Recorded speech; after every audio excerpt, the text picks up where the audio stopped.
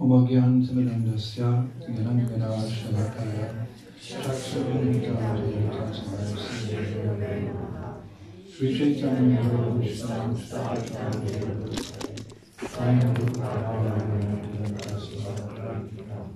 Jai Shri Krishna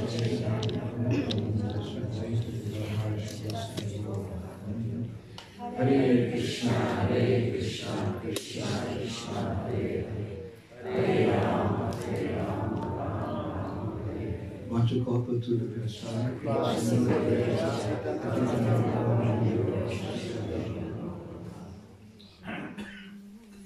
Hare Krishna, dear devotees.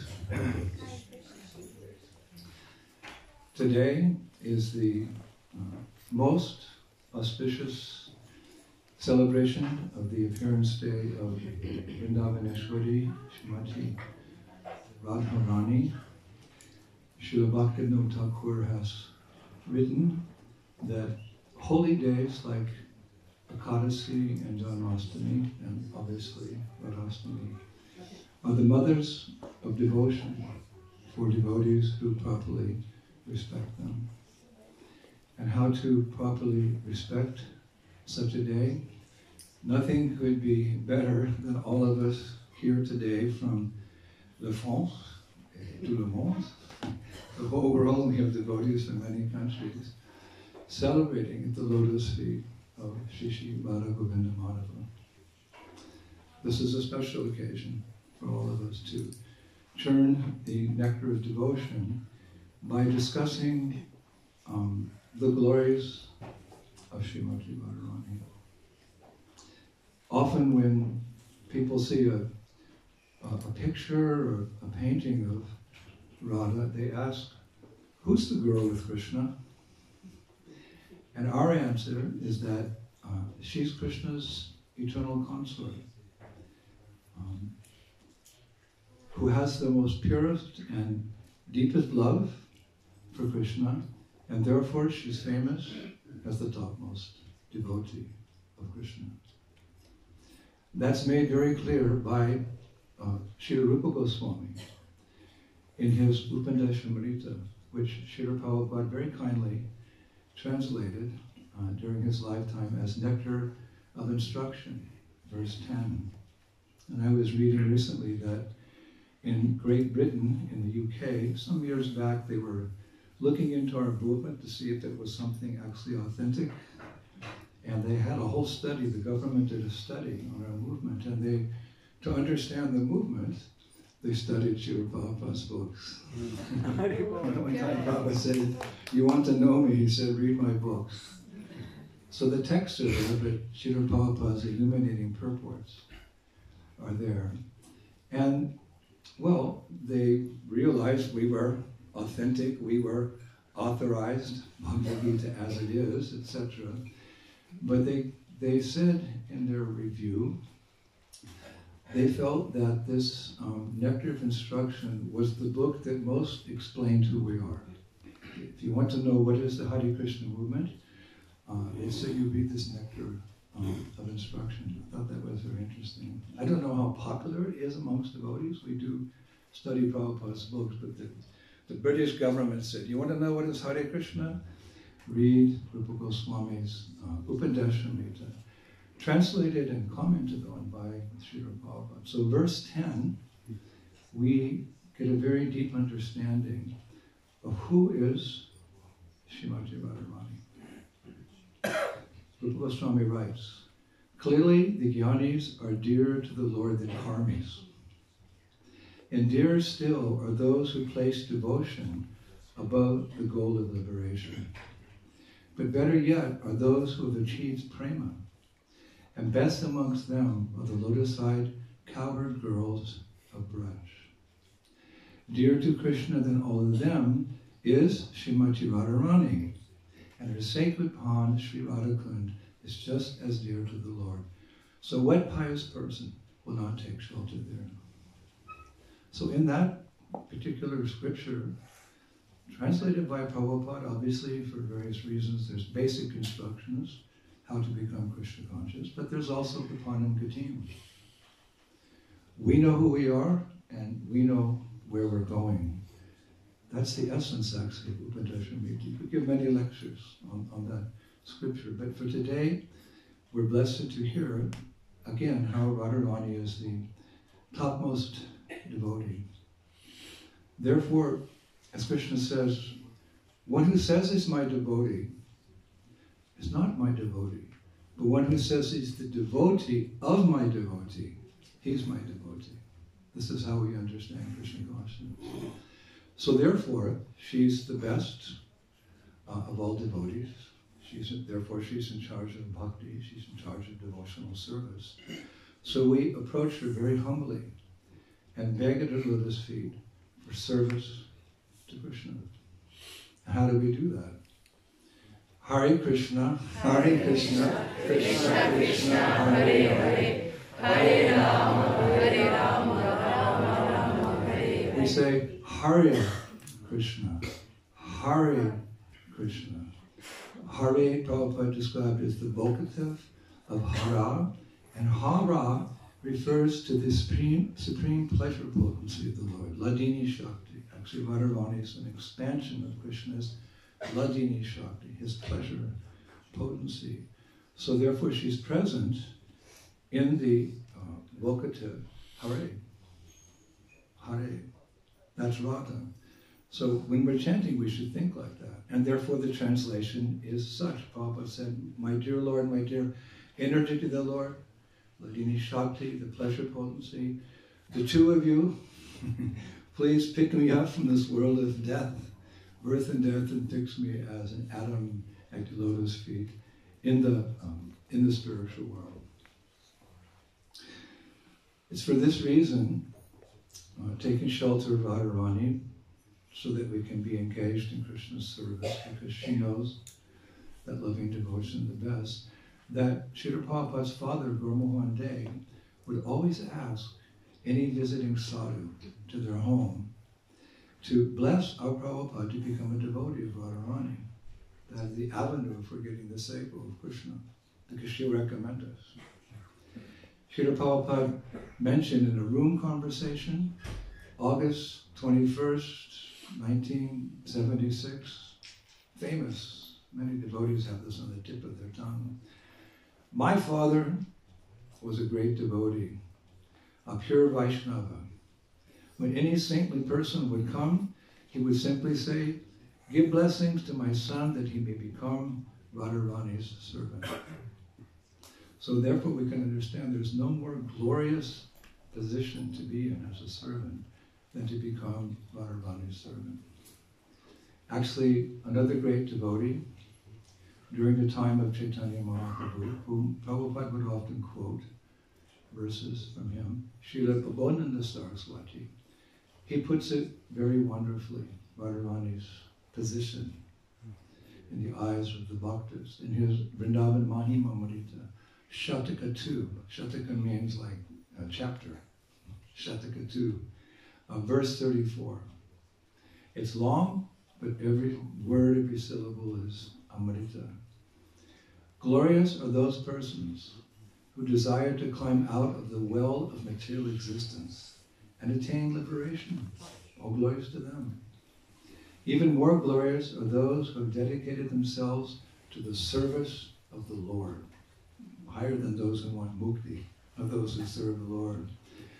More elevated again are those who have become attached to Krishna's lotus feet. Those who love the husband of the Queen Rukmini are even superior to such devotees. While still more praiseworthy are those who are dear to the son of Yashoda. More glorious again are those who have made friends with Subala's comrades. Superior to those in the mood of friendship, because cowboys are in the mood of friendship, are those who worship the Lord as do the lovers of Krishna, the gopis. However, standing at the head of all devotees in their creation are those who have been carried away by the flood of pure, unadulterated love emanating from the daughter of the king of Vrishnamanu, Srimati Radharani, and worship her above all. Thank you to Srila Prabodhananda Saraswati. So we're encouraged, therefore, in her to hear about and hopefully one day participate in her loving affairs with Krishna. We would like to, that's our goal actually. One day, obviously by the grace of Srila Prabhupada, we're practicing sadhakas, but one day we want to go back home, back to Godhead and serve in Braj. Even as a tree, every living entity in the spiritual world is fully Krishna conscious. And they all have their parts to play in Radha and Krishna's loving pastimes. So, but as we all know, Srila Prabhupada has given a word of caution about Radha and Krishna's loving affairs, especially Rasa Leela. That we should never equate the loving pastimes of Radha and Krishna. And Prabhupada writes elaborately. He actually gave a summary of the 10th canto, and that's the Krishna book, very early in the movement. It's full of descriptions of Radha and Krishna's loving pastimes, but Prabhupada several times gives a cautionary word that the loving pastimes of Radha and Krishna are not like the loving affairs of a boy and girl in this world. The love of Radha and Krishna is transcendental. It may look like the loving affairs of a boy and girl, but it's different. And Prabhupada gave a nice analogy so we can distinguish the two. Analogies are given to help us understand deep philosophical points. We may not grasp it, so here's an analogy to help us understand. We give analogies. So in this regard, Prabhupada would mention two metals, iron and gold. They're classified as metals, but there's a world of difference between iron and gold. If I tell you I'd like to donate to your temple an iron coin or a gold coin, which would you choose? The gold coin.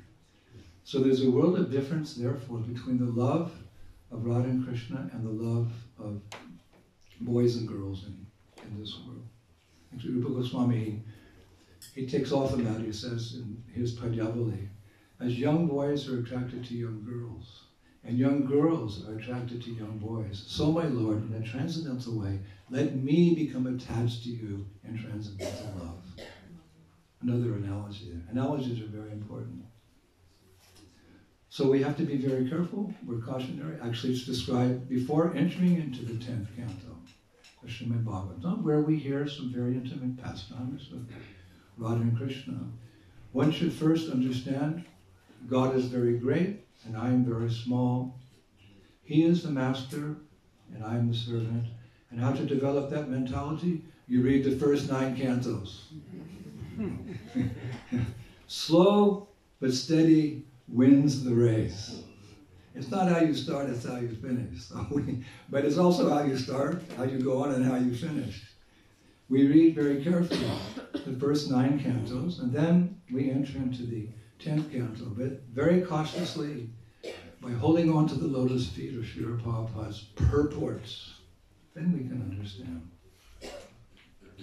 How can there be material desires in the affairs of Radha and Krishna when their very forms are made of Satchidananda Vigraha, spirit elements? Our bodies are made of whatever, earth, air, fire, water, material elements, and therefore we can experience material desires, or that body facilitates our material desires. But the forms of the Lord, Satchidananda, eternity, knowledge, and bliss, there's no room for material desires. There's so many points that could be made that way. Therefore, it's stated that if one wants to understand the affairs, the loving affairs, the deep loving affairs of Radha and Krishna, one has to be freed from sex desire, from lust. It's one of the 3 gates leading to hell, Helen Brimstone lecturer. Lust, anger, and greed. So there, as sadhakas, we become free from those things. However, at the same time, Srimad Bhagavatam gives an interesting antidote to our materialistic nature, which causes us to perhaps misunderstand Radha and Krishna's pastimes. How do we become freed from sex desire? How do we become freed from material desires. It's very interesting. And many acharyas have commented on it, including Srila Prabhupada. It's Srimad Bhagavatam 10:33-39. It states how by hearing about the loving pastimes of Radha and Krishna from authoritative sources. Who's our authority? One and only authority is Srila Prabhupada. Anyone who represents Srila Prabhupada, also our authority. But to hear about the loving pastimes of Radha and Krishna from authoritative sources, one becomes freed from material desires. Wow. What's the translation of that verse? Quote, anyone who faithfully hears or describes the Lord's playful affairs with the young gopis of Vrindavan will attain the Lord's pure devotional service. Thus he will quickly become sober and conquer lust, the disease of the heart. So that may be why Srila Prabhupada, when the movement was just developing, he gave us a summary of the 10th canto in an authoritative way. You want to understand these loving affairs, you can hear them, but hear them from the lips of Srila Prabhupada as he's presenting in the modern day. And you can understand. That's why in the introduction to Krishna book, Prabhupada said, one day, this Krishna book, the summary of the 10th canto, will give solace to those devotees who are experiencing Vipralambha Bhav. That means separation from Krishna. That's a very high topic, but it's on our bucket list. That's what we're aiming for. So Prabhupada said, when one comes to that stage of Vipralambha Bhav, O Govinda, feeling your separation, I'm considering a moment to be 12 years or more. Tears are flowing from my eyes like torrents of rain. I'm feeling all vacant in the world and your absence. That's our hope. That's our heartbeat. We're not pretentious. We don't claim to be there. But we have that goal in mind. Eke Kudranandana. Keep the goal in mind. So Prabhupada said, when we get there, what will give us solace? To hear about Radha and Krishna and their loving affairs in Vrindavan. He presented it. There's that chapter, the Rasa Dance. You'll read that, and it'll give you solace. All glories to Srila Prabhupada. He's preparing us from A to Z, from Shraddha to Prema. He's preparing us. Everything is there in Srila Prabhupada's book. We don't have to look elsewhere.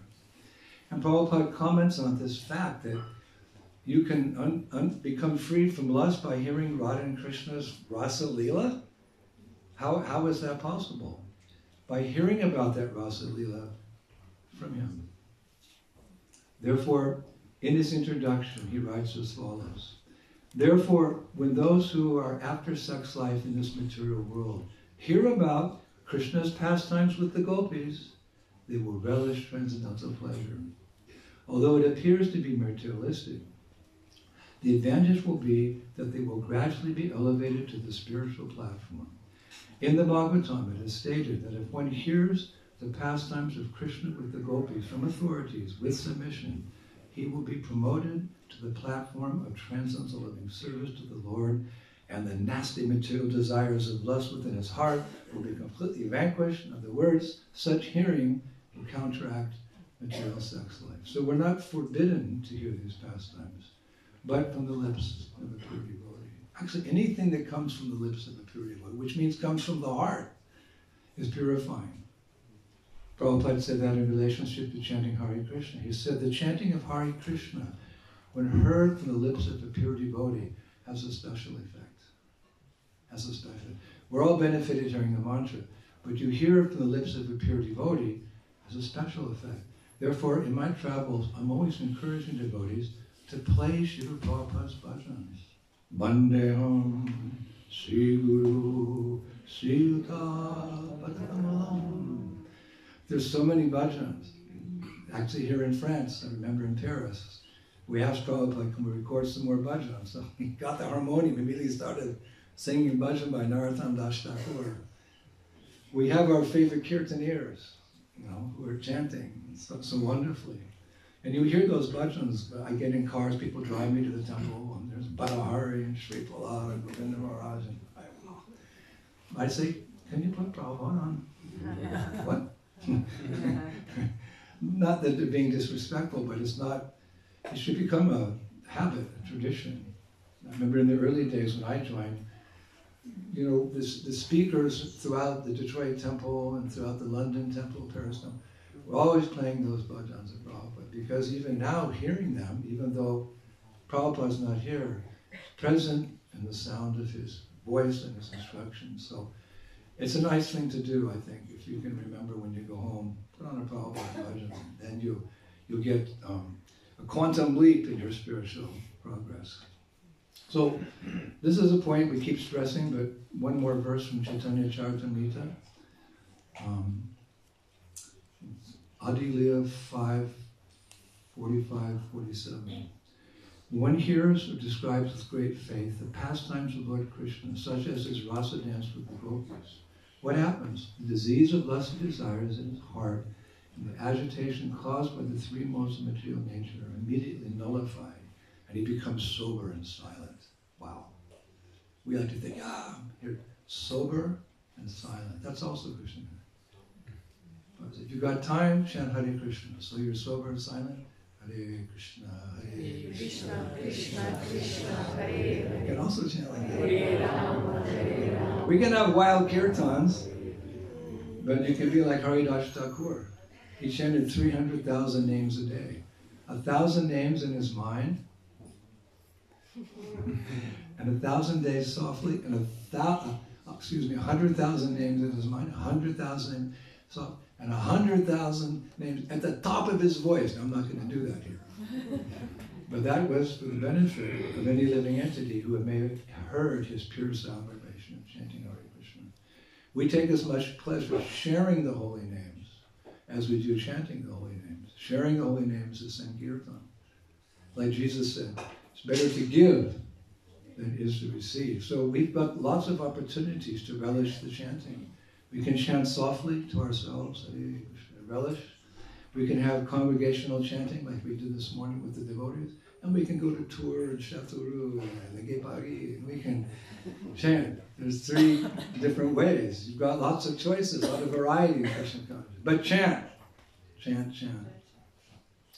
So this morning, we do want to discuss some of Radha Krishna's pastimes, but I'll take the safe approach, the safe road today. And I want to discuss her early childhood pastimes. I'll be safe and sound there. If I want to understand something deeper, I'll read Krishna. So let's begin, let's see, early childhood. Well, what is that? That is when she appeared. That's how it all started, when she appeared. Actually, we learn in Srimad Bhagavatam how 5,000 years ago this world was in a very distressed state of being. You think it's bad now. It was really bad then. So Prabhupada kind of summarized almost poetically that time frame in Krishna book. It's like poetry. Once the world was overburdened by the unnecessary defense forces of different kings who are actually demons. We've heard this before, right? But one of the qualities a devotee develops is poetry. There's that saying, what is the use of a bowman's arrow unless it pierces the heart of his enemy? And what is the use of a poet unless his poetry strikes the heart in emotions for Krishna? So Prabhupada, when he would speak, you could feel, your heart fluttering. Oh, I want to be like him. I want to be Krishna conscious. So once the world was overburdened, so this is poetry, by the unnecessary defense forces of different kings who were actually demons but were posing themselves as the royal order. We know that moment. But the Bhagavatam goes on to describe how Bhumi Devi, the predominating deity of the earth, went and she complained to Lord Brahma. Lord Brahma went to the shore of the milk ocean and he spoke to Lord Vishnu, who eventually agreed, okay, it's so bad, Earth planet, I think it's worse now with the president of my country anyway, really bad, so I'll come and rectify the situation. So we know he came. But there's more details in Shastra.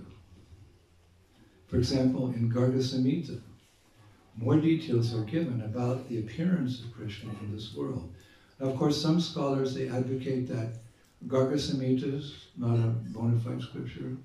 I have to do a lot of studies, so you may not be aware of this fact, but there is some vocal objection out there that Garga Samhita is not bona fide. However, Srila Sanatana Goswami, who's our authority, Mahaprabhu had the 6 Goswamis write the foundation of the Krishna conscious movement, like a house stands on a foundation. So what is the foundation of our movement? It's our philosophy. This is nothing sentimental. There's a lot of emotion, but it's not sentiment because it's based on scripture, on Shastra. Like Prabhupada said, when speaking in learned circles, you have to qualify your point by referring to a particular shloka in the Gita or the Bhagavatam or Chaitanya to make it valid. So Shastra is our foundation. And the 6 Goswamis, they wrote the foundation. I know, I carried Prabhupada's suitcase one time. He was traveling, I looked at it. He was traveling with the books of the predecessor acharyas, Om Guru Maharaj, Srila Bhakti Siddhanta Saraswati Thakur, Bhakti Vinod Thakur, Srila Sanatana Goswami, Rupa Goswami.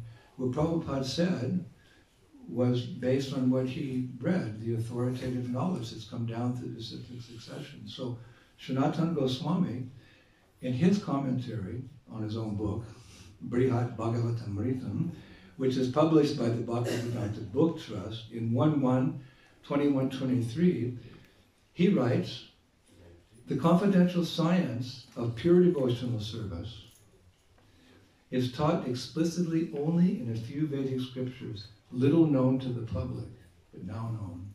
Amongst those rare texts are Gopal Tapani Upanishad, Narada Pancharatra, the Garga Samhita. He writes, number 3, the Garga Samhita, the Vishnu Purana, the Harivamsa Upapurana, the Uttarakanda of the Padma Purana, and the Bhagavad Mahapurana. This is Srila Sanatana Goswami, whom we first approach in our attempt to understand Vrindavan, Madan Mohan, and what is Braj. So, but often quoted. And pastimes of Srila Sanatana Goswami are throughout the Chaitanya Charitamrita in Brihat Bhagavatamritam, published by the Bhaktivedanta. He says it's one of the rare texts to understand what is pure devotional service, Garga Samhita. And my godbrother Dhanavir Goswami has translated and given some nice commentary on Garga Samhita. Now, Srila Bhaktivinoda Thakur, the pioneer of the Krishna conscious movement, he also refers to Garga Samhita in his Navadvip Dham Mahatmya. What a book. Navadvip Dham Mahatmya. If you want to know what is Navadvip, what is Nadia, what is Gaur, what is Nitai, what is Panchatattva, the whole essence. Technically, we're Gaur Bhaktas, because without the mercy of Gauranga, we can't understand what is Radha and Krishna. We're Gaur Bhaktas. Itago Pramanandi Hari Hari Bol. So, in his book, Navadvip Dham Mahatmya, I read it. He quotes the Garga Samhita 20 times. For example, in chapter 3, text 19, he writes, Maya, Maya Puri Sakshad, Sarvananda Vihardhini, Shri Garga Samhita Yam Shah, Kirtita Papa Nashini. Mayapur is the Lord's Yogamaya potency. It is filled with ever-increasing bliss. In the Garga Samhita, it is described as the destroyer of all sins. So we can safely refer to the Garga Samhita today to go a little deeper in understanding some of Radharani's pastimes, because they're mentioned there. I feel safe doing that because of the statements of the previous acharyas. And Prabhupada is also authorized to research 6 books. In his purport to Srimad Bhagavatam 1:1:1, hello, 1:1:1, he writes, within the past 500 years, many erudite scholars and acharyas like Jiva Goswami, Sanatana Goswami, Vishwanath Chakravarti, Balabhacharya, and many other distinguished scholars, even after the time of Lord Chaitanya, made elaborate commentaries on the Bhagavatam, and a serious student would do well to attempt to go through them to better relish the transcendental messages. Again, we're neophytes. We always have someone senior to us. We have our Guru Maharajas. We have devotees in respectful positions. We have our GBC Shastra Committee, Hari Parshad and Mukunda Datta. We have many senior devotees. They may not have a name or title, but you know they're advanced. With their care, we can go on with these deeper understandings, because they're also researching the scriptures, not outside, but inside.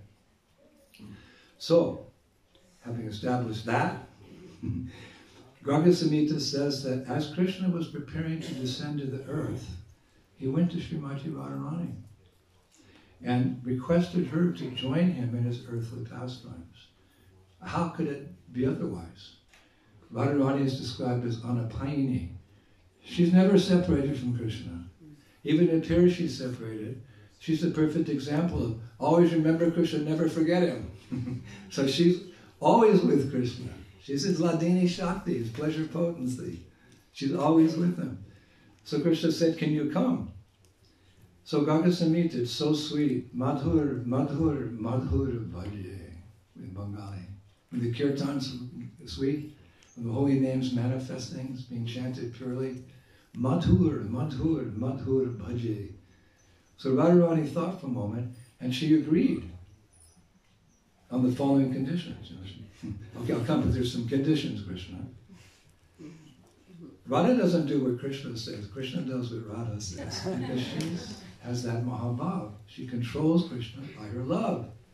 Krishna, by definition, you read the Webster's Dictionary, God is the supreme controller. But Radharani's love is so great that she controls Krishna with the love. And that love is very mysterious. Even Krishna couldn't understand it. What is this love this girl has for me that I do whatever she says? And when she gets angry with me, I have to go through so many efforts to, pacify her mind, her anger. To do that, he had to actually appear Sri Krishna Chaitanya Radhe Krishna Hayanga. Originally God was one, but then he became two, as Radha and Krishna. He again became one in the personality of Chaitanya Mahaprabhu, who came to this world for two reasons. In the mood of a devotee, to try to understand Radharani's love for him, and to spread the chanting of Hare Krishna, Hare Krishna, Krishna Krishna, Hare Hare, Hare Rama, Hare Rama, Vrindavaneshwari Srimati Radharani ki Jai. So she made some conditions. And Krishna said, okay, whatever you want. She said, and I'm quoting Garga Samhita, my dear Shyam, wherever you go, I must also be there. But how can I be happy where there's no Vrindavan forests, where there's no Jamuna River, and there's no Govardhan Hill? If you want me to come with you to the earthly planet, then you must bring all of Vrindavan with us, especially the Vrindavan forest, the Jamuna River, and Govardhan Hill. Shri Vrindavan Dham Ki Jai! Because the atmosphere we live in is either conducive to sinful activity, or it's conducive to mode of goodness activity or transcendental activity. People live in the cities in the mode of passion. People go to the bars and the discos. That's the mode of ignorance. They become inspired. Yes, this is right. Eat, drink, and be merry, for tomorrow we die. We live in New Mayapur. This is a dham. Technically, it's a dham, because Radha and Krishna are here. They're having their pastimes. Krishna Bam, Gaurnitai, Prabhupada. Established. This came from the heart of Prabhupada. So we live here because the atmosphere is conducive for Krishna consciousness. She said, I'll come to that nasty earth, that horrible planet in the material world, but I want the atmosphere of Braj to always be there. So, of course, Krishna agreed. And therefore, shortly after that, was all established. In the Leela, Radharani made her appearance in Braj, in the village of Raval. When we go to Braj, those of you who have been to Vrindavan or you live in Vrindavan, we like to go to Varshana, Varshana means a flood of bliss. It's also a name of Radharani. But a flood of bliss, because her pastimes take place there as a young girl before she married Abhimanyu, who's Krishna's shadow. It's all a pastime. In Varshana, many wonderful pastimes, but originally she appeared in the village of Raval, R-A-V-A-L. And Shastra says that just as Krishna enjoyed his childhood in Gokul, on earth, Gokul, and his youth in Nandagram, Radha enjoyed her childhood in Raval and her youth in Varshana. These are all details, but love is in the details. We have so many. I often tell in my public lectures, how can you love someone you know nothing about? Why did you accept this person as your husband? Why did you accept this girl as your wife?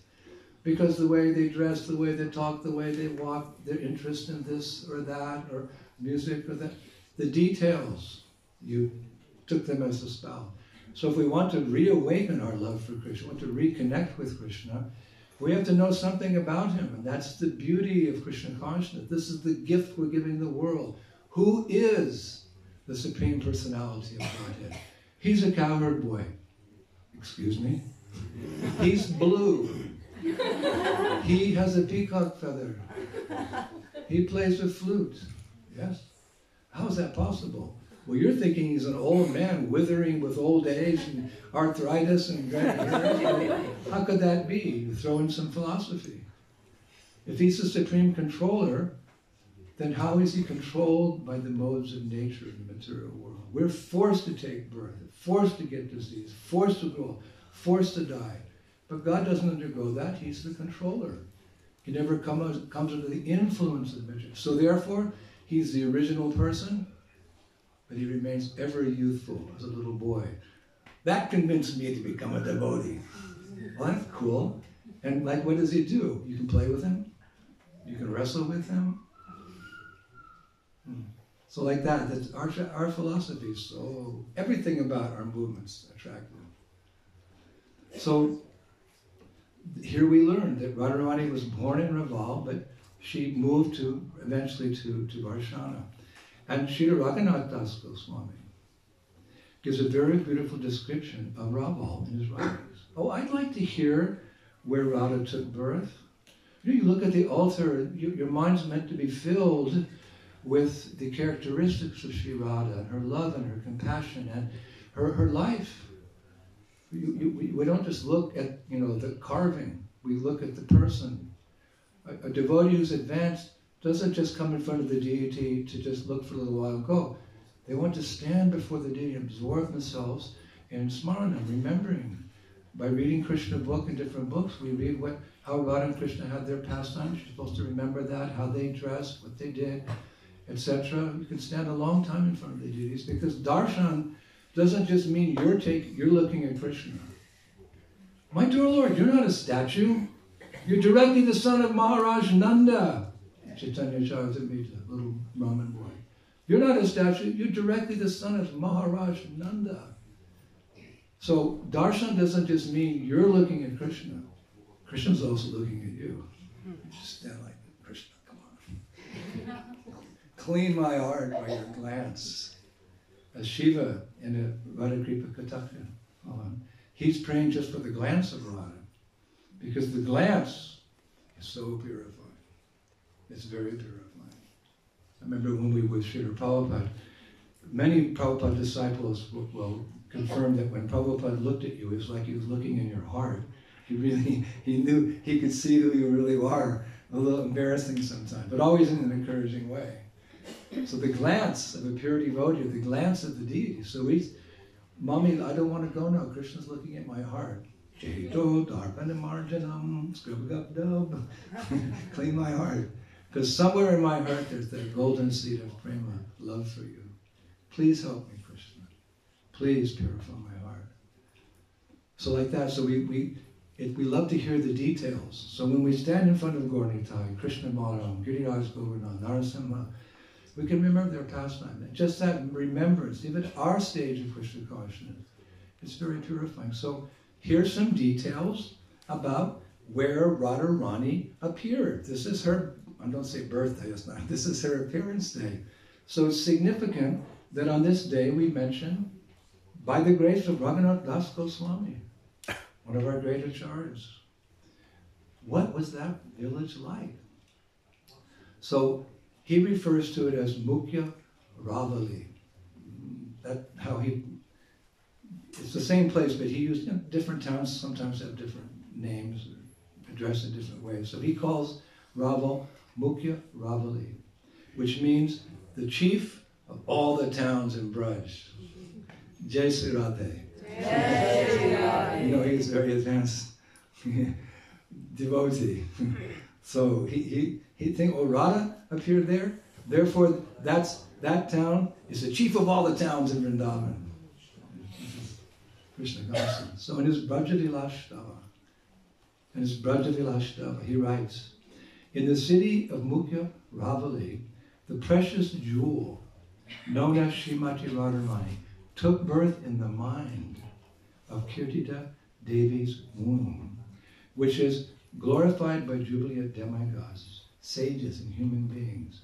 I pray that when I enter King Vrishabhana's capital city of Mukhya Ravali, populated by many gopas, gopis, and sarabi cows, I may drown in a great flood of transcendental bliss and love.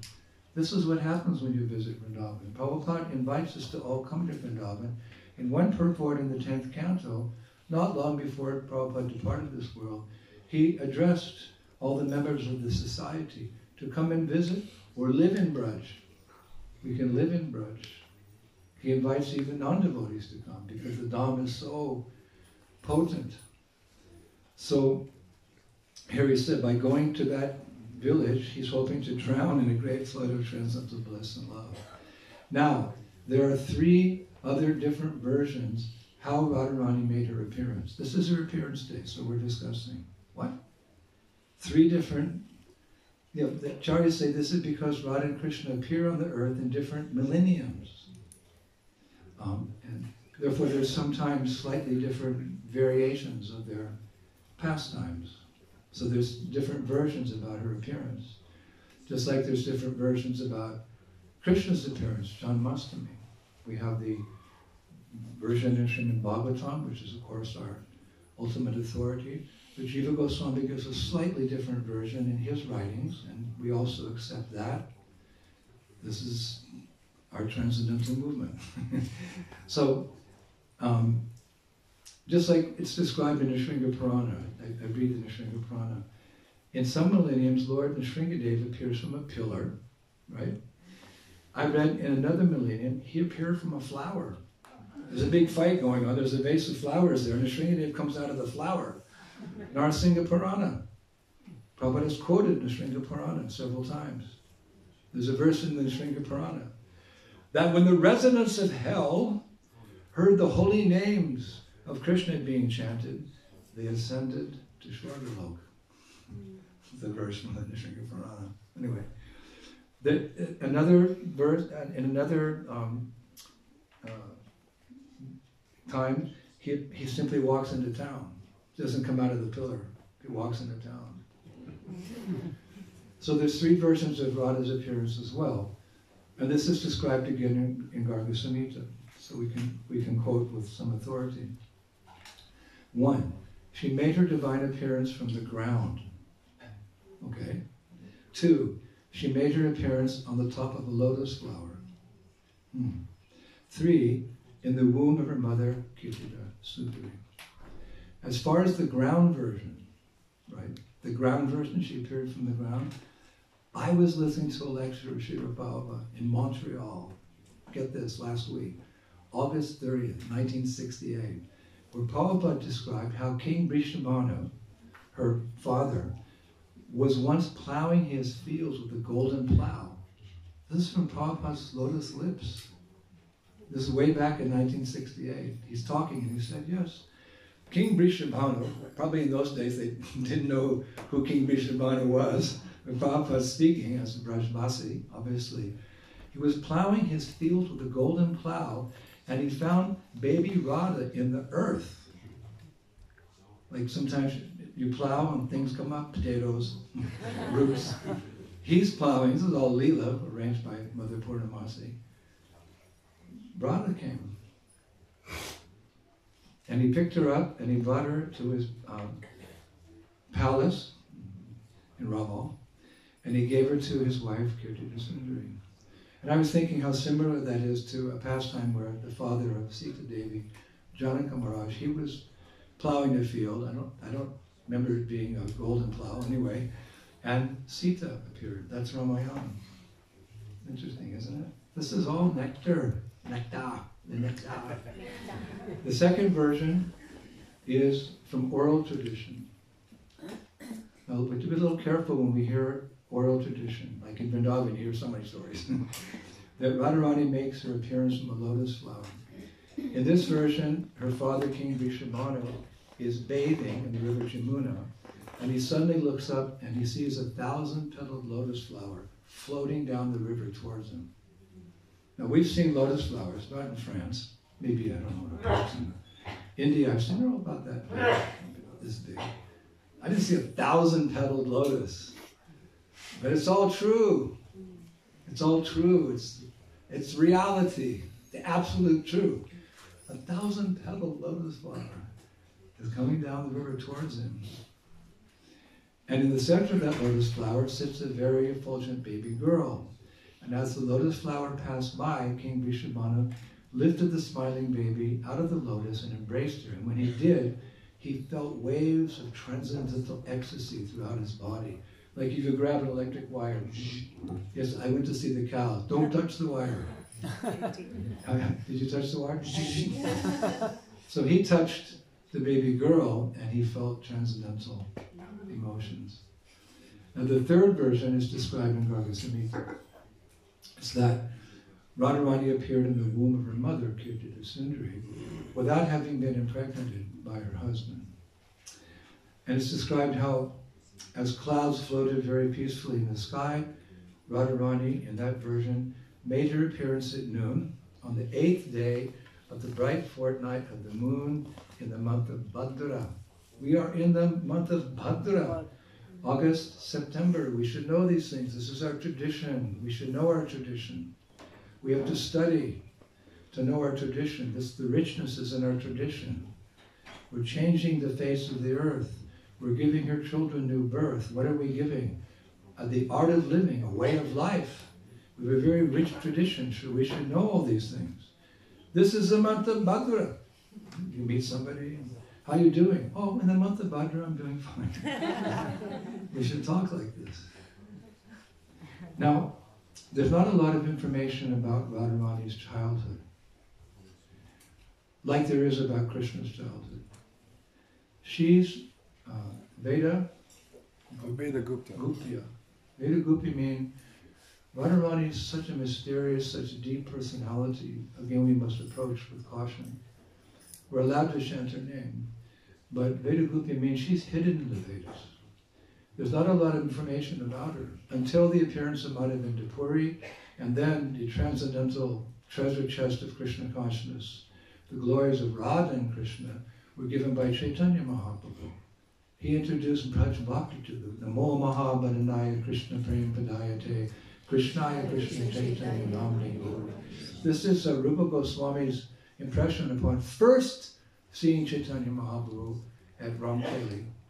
He was living there with Sanatan and they were engaged in the Hussain Shah, it's all pastime, government ministers. And Mahaprabhu knew they were there because they'd exchanged some letters when he was in Puri. He was on his way to Vrindavan.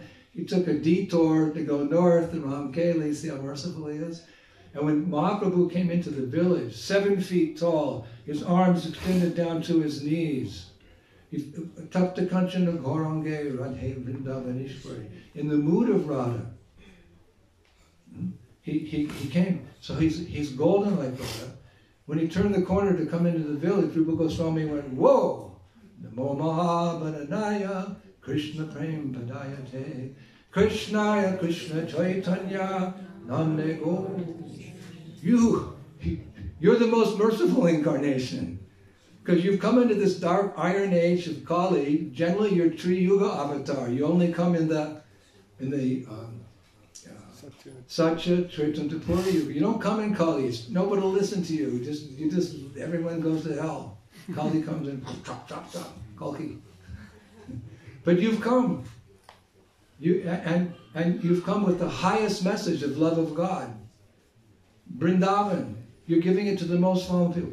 What could be more amazing than this? What could be more amazing than this? So we're blessed.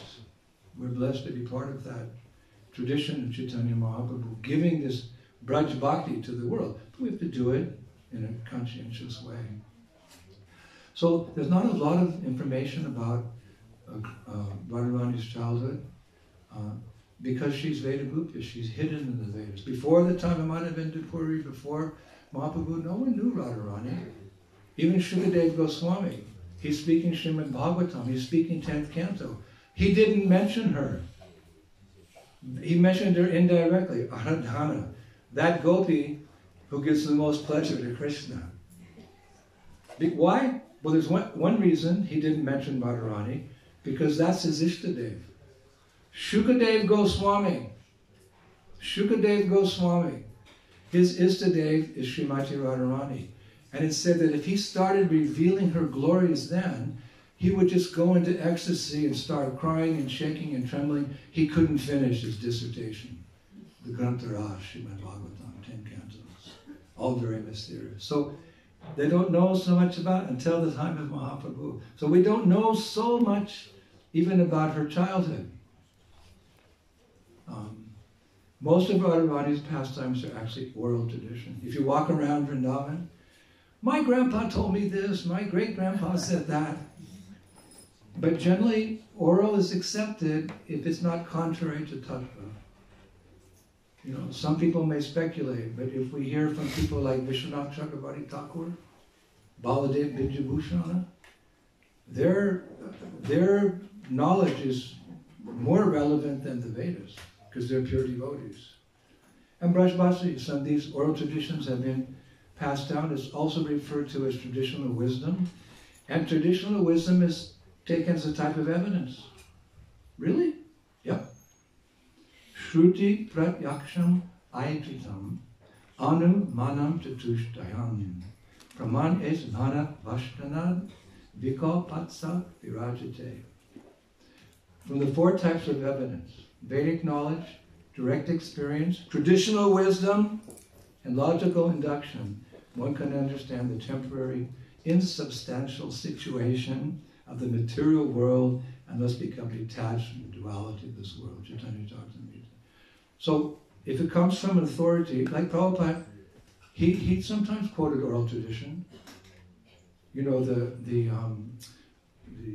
touchstone, the boy goes and that whole touchstone pastime that takes place in the forest. The boy goes there and he asks the sadhu, "You have the most wonderful thing, can I have it?" And the sadhu thinks it's a materialistic guy, so yeah, there's a touchstone in the garbage there. Finally, he realizes that greater than that is Krishna consciousness, so he asks for the mantra, Hare Krishna mantra. And the lady who takes the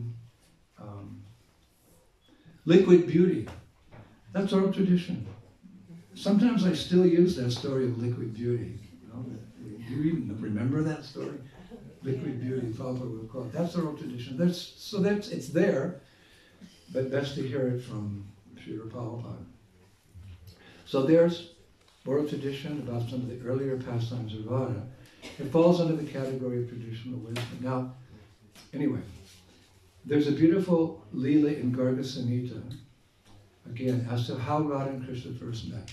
Well, she's appeared now. We've discussed her appearance. Like, what does she do? We know what Krishna did as a baby. He's very naughty. He'd steal butter. Makanchor. He's a thief. Everyone loved it because by hearing about his stealing pastimes, they remembered Krishna. And remembering Krishna can only be auspicious because he's the supreme, auspicious, supreme personality of Godhead. So if he's a thief, okay, I'm remembering him. Jaito Dharvanamaj. More than that, I'm coming to love him. He's the cutest thief of all. Like that. So,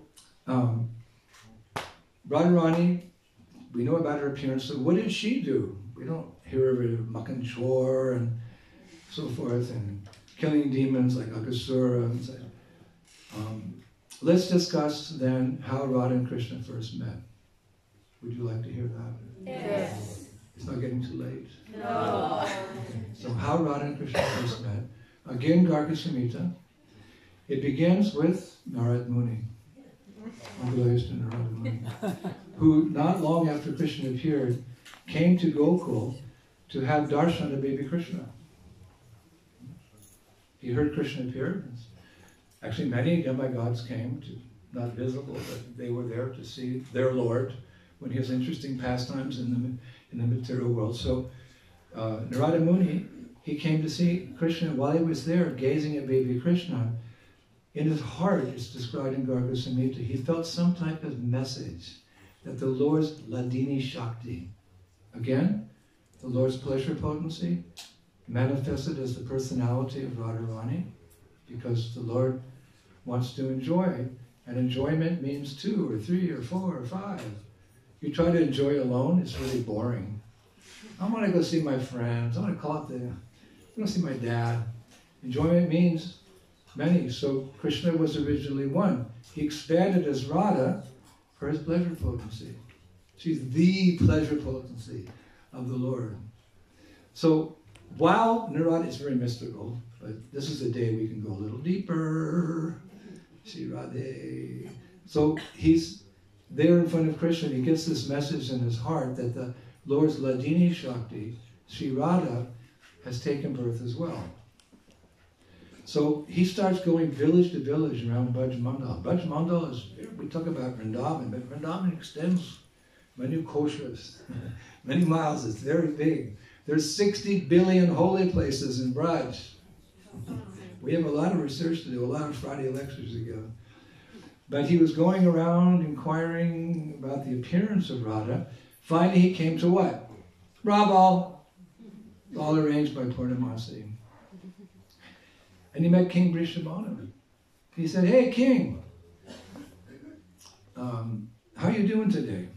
So the king said, "Narada, it's wonderful you've come to my home. Is there any particular reason you've come?" Narada said, "Yes, I have a question. Has a beautiful, effulgent little girl taken birth within your home?" And a big smile came on Maharaja Vrishabhanu's face, and he replied, "Yes, by the grace of the Lord, I have been blessed with a daughter who is divinely effulgent." But then King Vrishabhanu became a little despondent. He looked down and he said, "But unfortunately, my daughter has not opened her eyes." You know, babies, they're more not blind. Their eyes are open. My baby daughter is blind. So Narada Muni said, "Oh, she hasn't opened her eyes?" So King Vrishabhanu said, "Yes, therefore we do not know whether she is blind or is she a celestial being who is unwilling to look at the imperfections of this world." Wow. The answers of these liberated souls, like actually Nitya Siddha, they're eternally liberated. They're just, sometimes they just capture your heart. That's a wow experience. Like they try for wow experiences in the world, they drink this.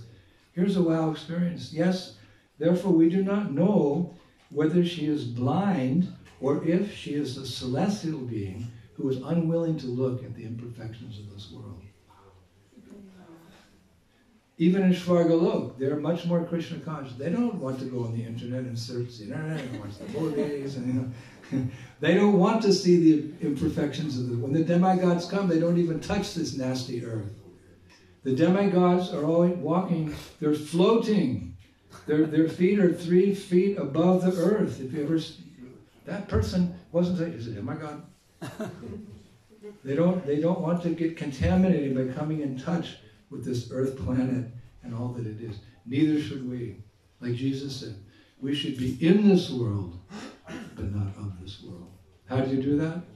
Hare Krishna, Krishna, Krishna, Hare Hare, Hare Rama, Rama, Hare. Why? Because Bhaktivinoda Thakur says in one of his writings, I was reading recently, that all of Krishna's Vrindavan pastimes are present in the Maha Mantra.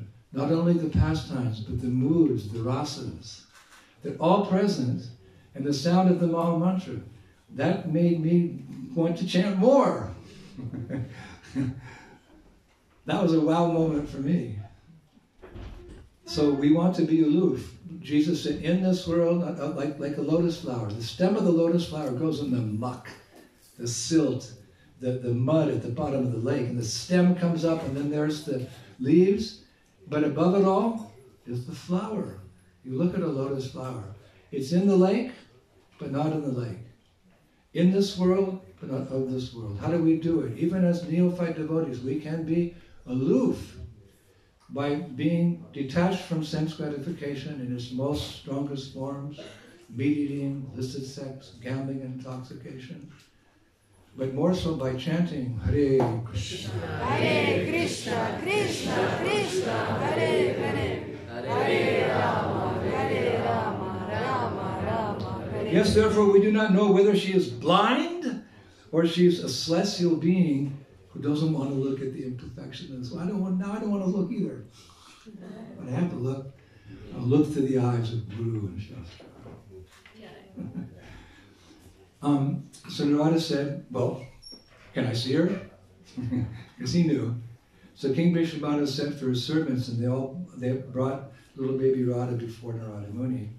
And because of his deep spiritual insight, he was able to perceive this is not an ordinary baby. This is Krishna's eternal consort, Vrindavaneshwari Shrimati Radhika.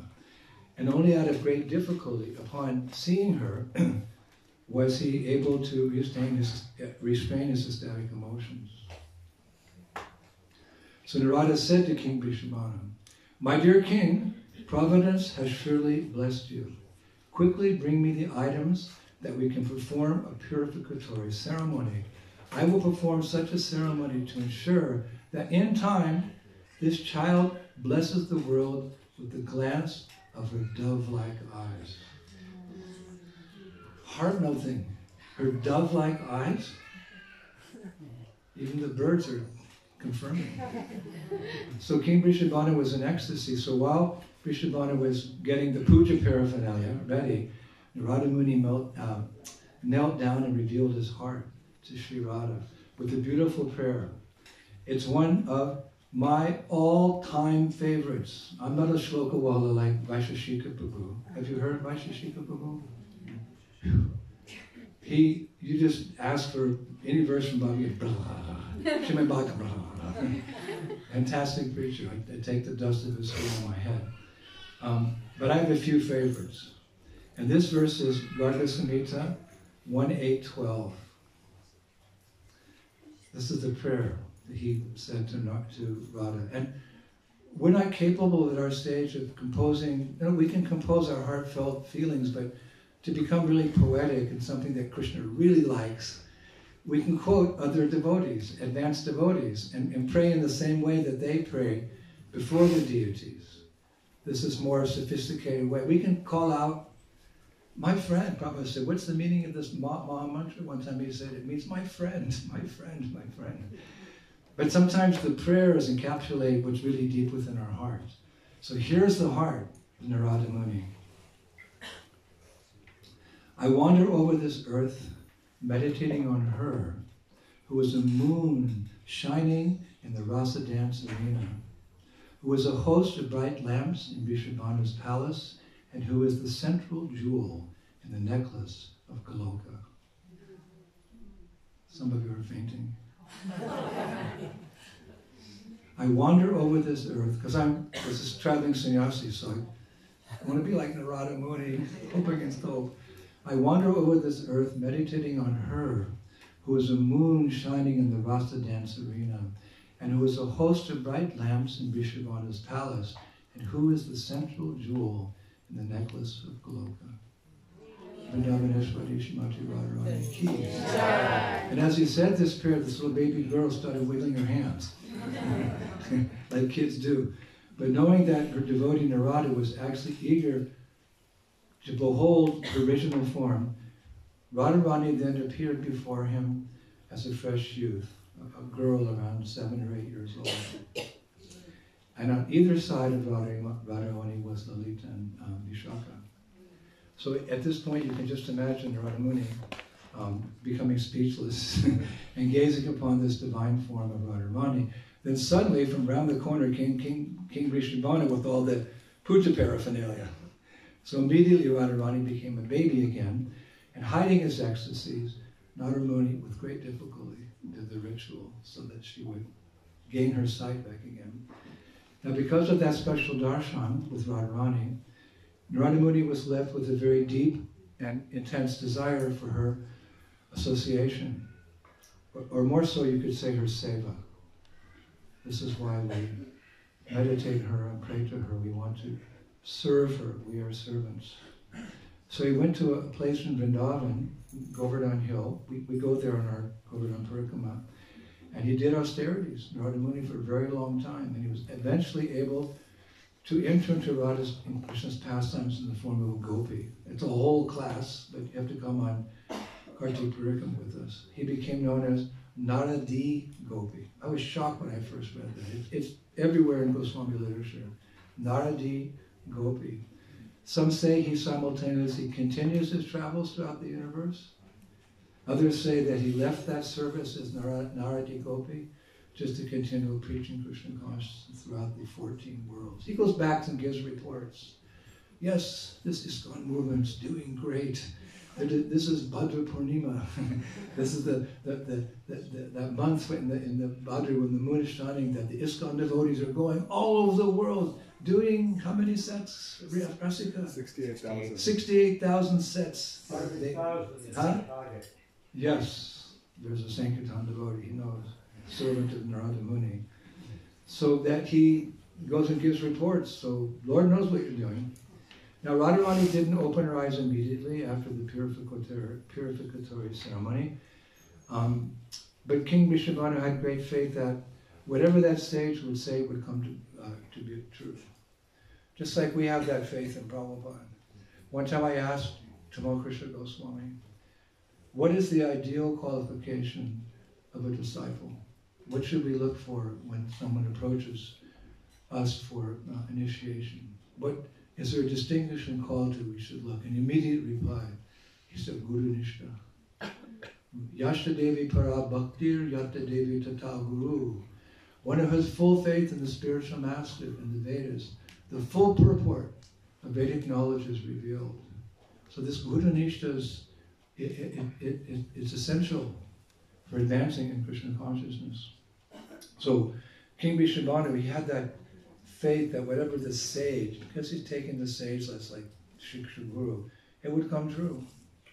Prabhupada has made some amazing statements, as we said the other day. This Krishna conscious movement will save the world in its darkest hour. Wow. I'd like to take birth again to be part of that part of the movement. I don't know what's really exciting. Charge! Hare Krishna! Take this book. Give up your nonsense, dear Prime Minister. Yes, I will do so now. Who knows? There's many wonderful chapters in our journey back home, back to God. That Krishna consciousness only gets better. So we're preachers, so maybe we'll have that grace, Prabhupada's grace, to see what happens in the future. Let's see. Janme Prabhu Shvaya. So the next day, Purnamasi, who's Purnamasi? She's the person who arranges all of Radha and Krishna's pastimes in the early morning at Gupta Kund. She comes with Vrinda Devi, who is her assistant, and they decide, you know, how they're going to get Radha and Krishna to meet, because it's not easy. They have their families, families have their spies, and how they're going to meet, where they're going to meet, what the weather will be like, what the birds will be chirping, how many bumblebees, how many flowers, what the scent in the air will be, who will come at what time to accent it, like that. Purnamasi, she's a wonderful person. Sometimes she's referred to as Yogamaya. So the next day, Purnamasi arrived to have darshan of Radharani. Wow, she came to have darshan. And when Purnamasi first saw Radharani, very beautiful words came from Purnamasi's mouth. Now we can continue this class next year, or I could share with you what Radhasamita says what the words were from the mouth of Purnamasi, Yogamaya, when she first saw Sri Radha. Who'd like to hear it? Okay. This girl is not ordinary. Great personalities like Brahma, Shiva, and Narada worship her, knowing that she can fulfill all their desires, material and spiritual. So please take good care of her. So the king and queen, they were overjoyed, hearing this blessing from Purnamasi, but at the same time they were concerned. They expressed their concern to Purnamasi. Look, her eyes are closed. We don't know what's going on. Why are her eyes closed? Why doesn't she open her eyes? Purnamasi, is she blind? Of course, we know that Purnamasi, she's arranged this whole thing. But she just smiled and said, don't worry, it's Sri Radha's pastime. Don't worry. So the next day, the pastime unfolded even more when Nanda Maharaj and Mother Yashoda, with baby Krishna, came to visit their close friends, King Vrishabhanu and Queen Kirtiju Sundari. They're two couples. Nanda and Yashoda are the parents of Krishna, and Vrishabhanu and Kirtiju are the parents of Radha. So, you know, parents, like when I was a kid, you know, the neighbors would come over or something, and parents, and so they came together to show their babies. And when they arrived, Radharani was sleeping in her crib in her bedroom. So Nanda and Yashoda, they were met at the door by Vrishabhanu and Kirtija, and they were invited into a reception room, and they started talking, the two couples. You can imagine how deep it was. Their katha, their Krishna katha, Nanda and Yashoda, and King Vrishabhanu and Kirtija. One day I'd like to hear that. It's all possible by Prabhupada's grace. So they're talking. So while they're doing that, Krishna was lying quietly in Mother Yashoda's lap. But the conversation got quite intense, so Krishna slowly climbed off and he crawled towards the bedroom of Radharani. They're little children here, these are the childhood pastime. And when he came into her room, he crawled over to her crib and recognizing her as his eternal divine consort, he reached out and very gently touched Radha's eyes. And Garga Samhita describes that moment very nicely. That as soon as Radharani felt the touch of Krishna's hands on her eyes, she became aware that the person for whom her eyes were created was sitting beside her. Our hearts are melting, right? Get it off the ground. As soon as Radharani felt the touch of Krishna's hands on her eyes, she became aware that the person for whom her eyes were created was sitting beside her. We should try to think like that as well. These eyes, what are the use of these eyes, these ears, these tongues, these senses, unless we utilize them in the service of the Lord? There's so many ways you can engage your senses. And if your senses are fully engaged in the service of life, your mind will follow suit and you'll think of Krishna. This is the practical application of Krishna consciousness. She opened her cloud blue eyes. Now we know. She opened her cloud blue eyes and smiled. Meanwhile, all the parents, seeing that Krishna wasn't present, began looking for him. When they came in the room where Radha and Krishna were playing together like little children, they saw Radharani's eyes wide open, and they said, Jai Sri Radhe! Hare Krishna. So when Radharani turned, we can't go on too much longer, but when Radharani turned 7 months old, Kirtiju Sundari decided it was time to celebrate her daughter's grain ceremony. 6 or 7 months. Those of you who are mothers might have the grain ceremony. That's called Annaprashna. So King Vrishabhanu and Kirtiju Sundari, because the Brajbasi, they follow all the Vedic culture, but it's just kind of the atmosphere, but really it's just pure devotion to Krishna. They don't have to do it, but they have temples, they worship Nrsimhadev, they talk about Vishnu, but really they're just mad after Krishna. So the grain ceremony came, and announcements were made, and that their daughter was going to take her first grains, Radharani. So news spread, and soon thousands of Brajavasis came to the ceremony, And amongst the respected guests were Nanda Baba, Mother Yasoda, and Krishna. what would it be without baby Krishna? What would life be without Krishna? So the Brahmins had made this big yajna, and they were chanting Vedic mantras. And while Kirti Sundari was sitting near the sacred fire with Radharani in her lap, at that moment, Mother Yasoda came and sat next to her, because they're friends. Now Mother Yasoda, because Krishna's child, he'd already had his grain ceremony, she brought a little bowl of sweet rice to keep Krishna occupied. Isn't it, mothers? You go someplace, you have some sweets. So because Krishna's naughty and always moving, she brought a little pot of sweet rice. So suddenly, they're sitting, there's Kirtida with Radha, 6 or 7 months old, ready to take the grains given by the Brahmins. And there's Mother Yasoda, baby Krishna, with a bowl of sweet rice. Guess what happened? Radharani reached over and took from the sweet rice of Krishna's pot and ate it. In this way, her first grains were Krishna Prashadam. Haribol! So there's a note here, Radhastami says, that when the Brahmins saw that, they canceled the ceremony. No, this is not right. It's all polluted now, and they all left. Poor Brahmins.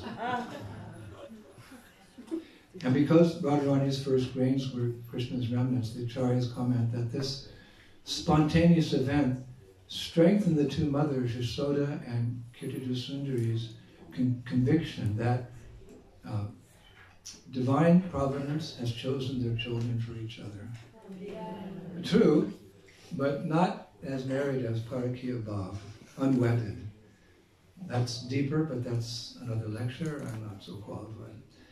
So these are some of the sweet pastimes of Radharani's babyhood, but I pray that these Leelas will inspire you. We could go on for hours and hours, and we should actually, but Radharani has her darshan for us, and she's going to look into your hearts. So 9:30 is darshan. So 9:30 is darshan. Oh, 9:30, okay. So by regularly hearing Krishna Katha, Shravanam, Kirtanam, it says Vishnu Smaranam, we say Krishna Smaranam. Shravanam, Kirtanam, it all starts from hearing. That's why it's very rich culture, very deep philosophy, but simple process in many ways. That's why when Prabhupada came to the West, he was purifying our hearts by giving his lectures. He was lecturing on Bhagavad Gita, Bhagavatam, Chaitanya Charitamrita, very deep. That was the favorite book of Srila Bhaktisiddhanta in 26th Avenue. He was giving these type of lectures, usually more simple, but if you hear those early lectures, there's some nectarine parts there. How much did we understand? Even Prabhupada's accent it took time for Prabhupada, his English became better, but everyone was transfixed by that transcendental sound vibration. One time we were sitting with Prabhupada in Hyderabad. We'd taken the train from Calcutta to Hyderabad to, actually Prabhupada was going to install Radha Krishna deities in the Hyderabad temple. They're the biggest Radha Krishna deities in the movement. They're just really tall. I had to look up myself. It was a wonderful ceremony. But before that, he went out to the Hyderabad farm, actually the day we arrived. And there were some villagers there. Prabhupada wanted to see our land and preach to the villagers. So there was a big banyan tree, and he sat under there, and I was so tired. We traveled all the way from Kolkata, 3rd class. Prabhupada, of course, went 1st class. And we didn't have anything to eat, and it was so hot, and But I came along, and I was sitting right in front of Srila Prabhupada, and he started preaching to the villagers in Hindi. So I went,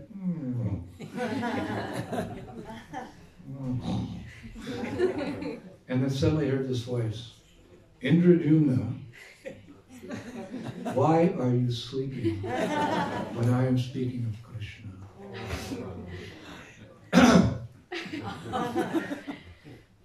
Srila Prabhupada, I don't speak Hindi. And he said, that does not matter. This is Shabda Brahma. It will purify your heart. Stay awake. I never slept in a class ever. Even during my job.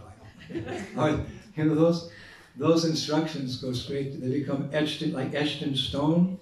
There's certain things that Prabhupada said in my heart that they're etched in stone. Like that. So this is Shabda Brahma. This is transcendental sound vibration. Even though the subject matter may be very deep, it's purifying the heart. And when the heart is purified of all these obstacles, then that seed of bhakti will grow. Even as we're getting purified of the obstacles, the seed's also growing. It may have been there for millions and billions and billions and billions of lifetimes, but it's like a pilot light in your house, another analogy. Even you go away from your house, pilot light's still burning, isn't it? In the furnace, you come back and turn it on. But you have to come in contact with Krishna consciousness, with Srila Prabhupada's movement, that seed to grow. Just like in the market, the seeds may be in packages for years. They don't germinate. You have to take the seed and put it in the fertile ground and then water it. Then it's mysterious. Actually, I heard Prabhupada say in Geneva, this whole material creation is mystical. So how's it mystical? Well, he went on to explain, giving so many examples, like the atom and the universe are very similar, perfectly symmetrical, no conflict going on. And he went on to explain. So the great mysteries of Krishna consciousness. So if we just hear, that is watering that seed of bhakti. So even when we're not so inclined, we still chant our rounds. Even when we're not inclined, we hear the Bhagavatam. And that seed, but if you're really open to hearing and then chanting, then the Krishna Smaranam, it comes very quickly.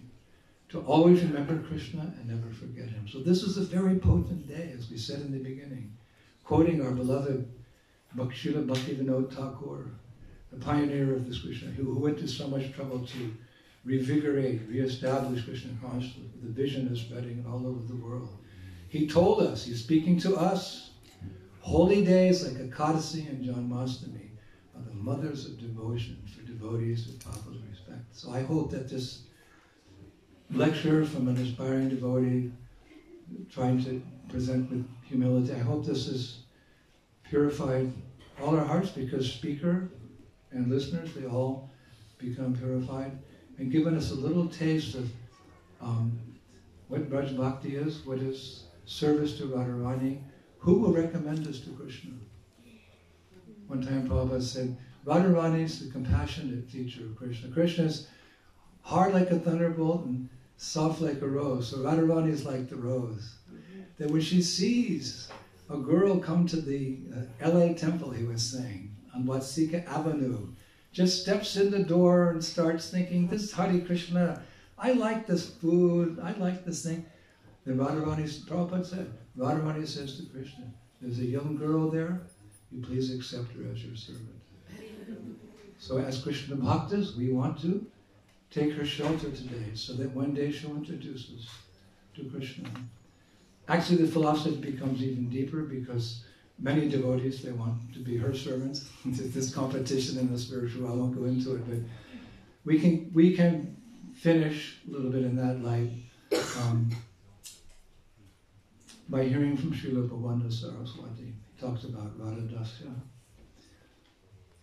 Some headed by Uddhava attain the mood of service. Others achieve the praiseworthy position like that of Sridham. Others attain the mood of the lotus-eyed damsels of Braj. While others, most fortunate of all, came to drink the sweet lotus of Radha Das. What wealth did the world not attain through Shri Chaitanya Mahaprabhu's mercy? This is quite deep, but just one comment. Actually, the followers of Shri Chaitanya Mahaprabhu, it's generally understood, they want to be in the mood of Manjari bhavs, humble servants of the ladies serving milkmaids in Vrindavan. Of course, any Rasas Nights, Madhavendra Puri, who originally introduced the idea of Vrindavan and Radha and Krishna, he's a tree in Vrindavan. Radha Krishna Gunadesha Dipika lists who's who in Chaitanya Lila, who they are in the spiritual world. Madhavinda Puri. O my Lord, O gracious to the lowly, thou art now living in Mathura. When will thou come to me? O darling mine, my heart is burning in pains of separation. Oh, what shall I do? Oh, what shall I do? This is on his deathbed. And there were two servants there. One said, why are you lamenting, Guru Maharaj? And that disciple got rejected. But Ishwara Puri, the other disciple, he was helping his spiritual master leave his understanding that deep mood of Madhavinda Puri, feeling separation from Krishna. He's a tree in Vrindavan, at Nidhivan, and he knows about the pastimes of Radha and Krishna because he stands there and watches those deep pastimes in Nidhivan, in Sevakund. That's how he knows. That's how he knows. So every rasa is wonderful, but actually it's said that the followers of Chaitanya Mahaprabhu, like all of our Goswamis, all of our Goswamis, they were in that mood. So we'll finish with Srila Vishwanath Chakravarti Thakur encouraging us in the same way, if it so be, in the Sri Nikunja Keli Viru Dhavali. It's verse 67. It's another one. If I got a tattoo, I'd have one here and one here, but I'm not into tattoos. O all auspicious Krishna, may you be victorious. You perform all kinds of sweet pastimes. Let my name also be there when you count Shri Radha's associates. This is my prayer. Although I am covered by material consciousness, I can still aspire for this. O Lord, let my prayer be fulfilled. Shri Radhastami Mahotsava ki Jai. Shri Prabhupada ki Jai. Om Premanande. Thank you. Hare Krishna.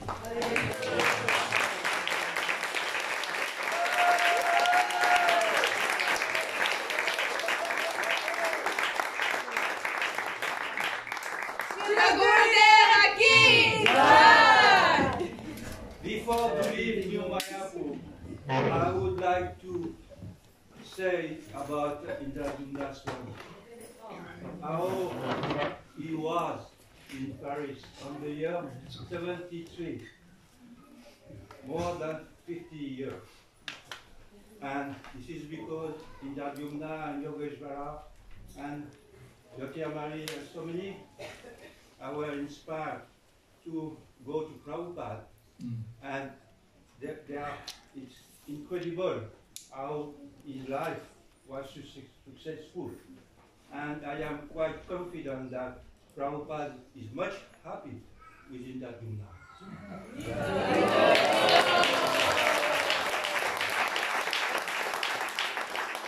From the very beginning, he was a saint. He was a saint. He never changed, actually. He seems he changed his clothes. But, yes, in his heart, better than spirit. I wanted to say spirit, but in his heart, he was a saint in Indradyumna. So I am very pleased to you, Maharaj. And I told you yesterday I was very suffering inside when several times within this 30, 40 years we have not seen each other, but I was suffering. You may pass away 2 or 3 times, you should know, everybody. But Krishna and Prabhupada don't want it. He wanted you to stay.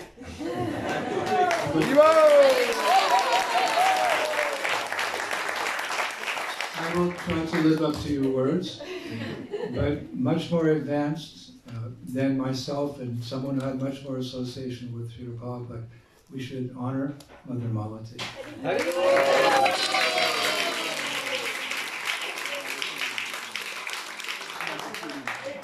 And Mother Mondakini.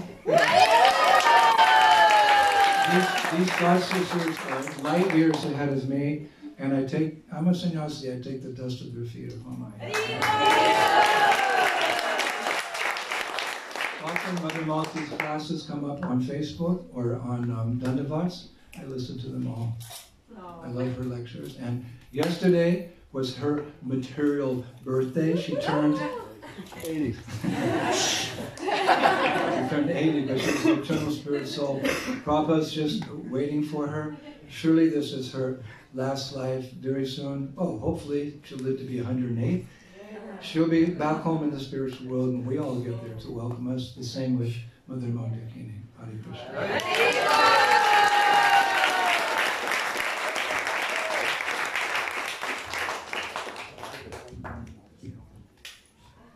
Kirtan? This afternoon is a darshan and a visit to Varshana in the film around Govardhan.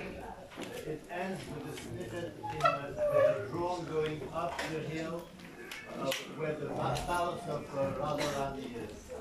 It's your last chance to see the film. I don't know. After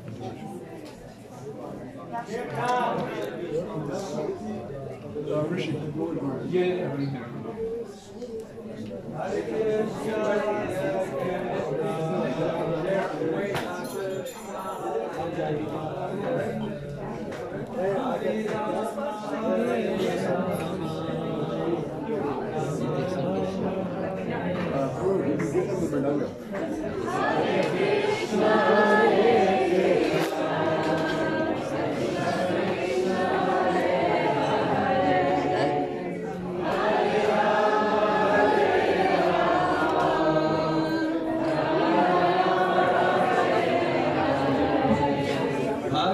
Krishna, Hare Krishna, Krishna Krishna, Hare Hare, Hare Rama, Hare Rama, Rama Rama, Hare Hare.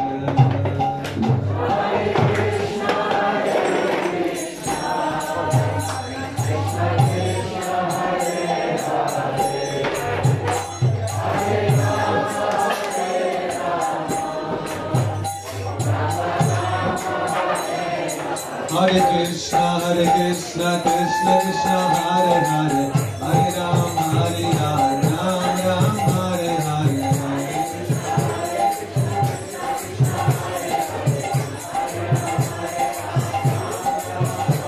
Hare Krishna, Krishna Krishna, Hare Hare, Hare Rama, Rama Rama, Hare Hare.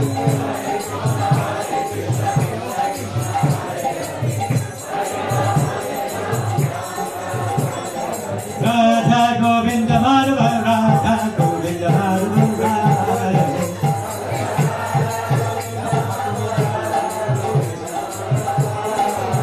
Jaya Radha Govinda Madhava, Govinda Madhava, Shri Radhe.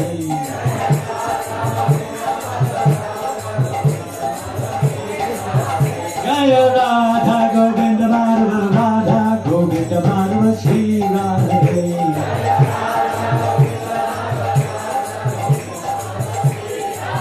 Jaya Radha Govinda Madhava, Radha Govinda Madhava, Shri Radhe.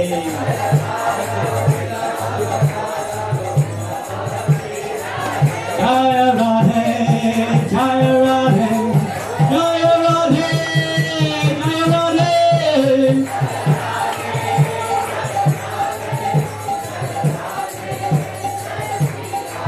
Jaya Radhe, Jaya Radhe, Jaya Radhe, Jaya Shri Radhe.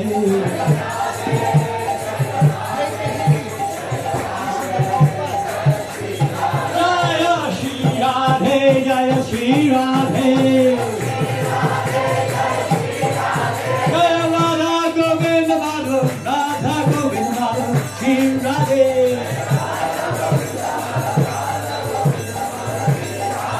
Jaya Radha Govinda Madhava, Radha Govinda Madhava, Shri Radhe.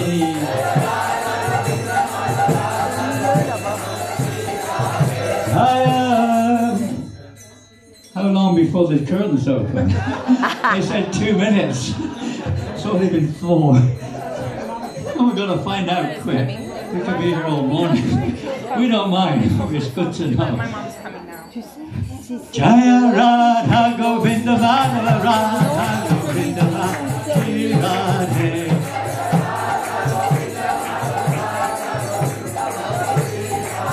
Jaya Radha Govinda Madhava Radha Govinda Madhava Radhe.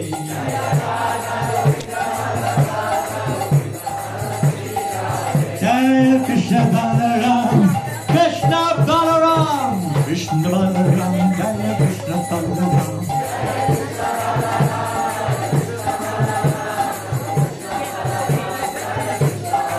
Jaya Krishna Balaram, Krishna Balaram, Krishna Balaram, Jaya Krishna Balaram.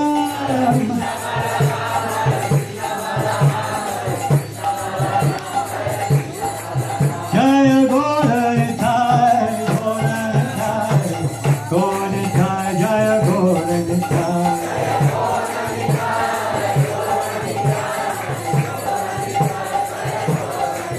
Jaya Gauranitai, Gauranitai,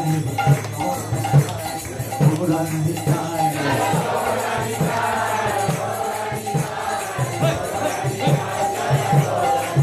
Jaya Radha Govinda Madhava Radha Govinda Madhava Sri Radhe.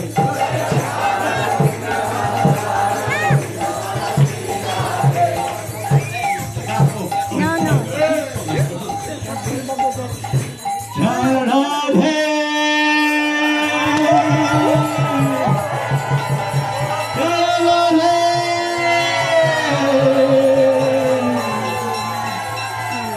Jaya Radhe. Jaya Shri Radhe.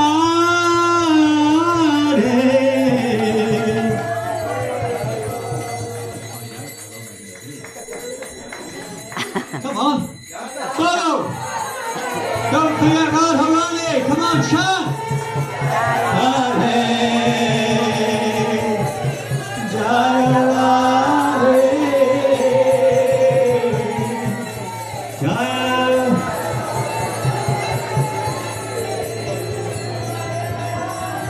Hare Krishna.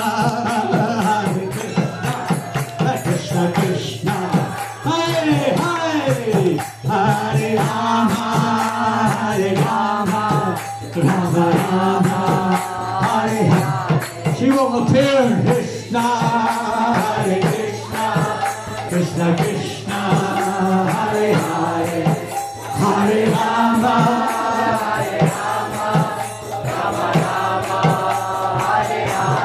Hare Krishna, Hare Krishna, Krishna Krishna, Hare Hare, Hare Rama, Hare Rama, Rama Rama, Hare Hare.